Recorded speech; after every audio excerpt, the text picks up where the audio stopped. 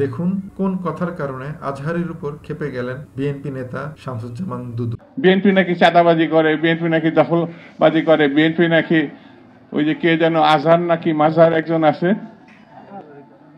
আগে ওরা খাইছে এখন এরা খেতেছে না, কি বলছে না, ওই যে কে যেন আজহার নাকি মাঝহার একজন আছে, মানে ক্ষমতায় বসানোর জন্য আমরা আসি না, কি ছিটতে আসছে। বাংলাদেশের দুটা উদাহরণ দেয়। 1 নম্বর উদাহরণ, গত সপ্তাহে আপনারা জানেন কক্সবাজার আমার একটা প্রোগ্রাম ছিল, তো হেলিকপ্টারে গিয়েছিলাম। ফেনী জেলা যখন পার হচ্ছি আমি দেখলাম 3টা উইন্ডমিল চিনেন তো, বিশাল পিলার, 3টা-4টা পাখা থাকে, বায়ু বিদ্যুৎ কেন্দ্র, বাংলাদেশের প্রথম বায়ু বিদ্যুৎ কেন্দ্র এটা, মুহুরী প্রজেক্ট বলে এটার, সম্ভবত মুহুরী প্রজেক্ট। তো সাগরের বাতাসের ঝাপটায় এটা ঘুরে এনার্জি হয়, ইলেকট্রিসিটি উৎপাদন হয়।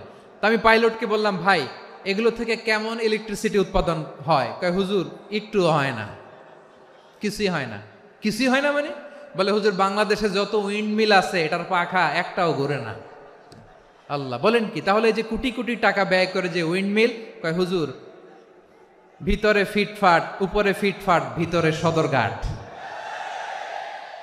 তার মানে কোটি কোটি টাকা দিয়ে এই উইন্ডমিল বানায়, এখানে কিছু নাই, দুর্নীতির আড্ডাখানা, আখড়াখানা বাংলাদেশ, ঠিক কিনা বলেন?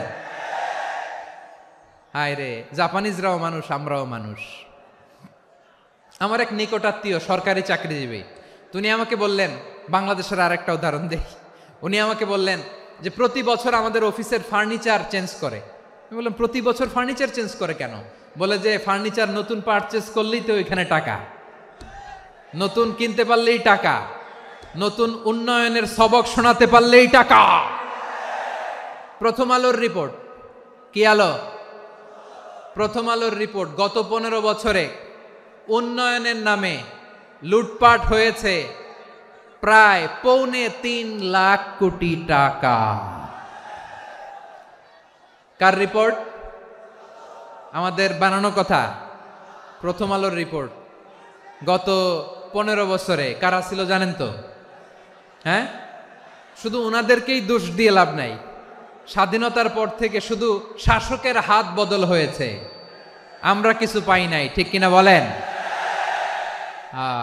শুধু ওনাদের দোষ দিয়ে কি লাভ? একদল খাইছে, আরেক দল খাওয়ার জন্য রেডি হয়ে আছে।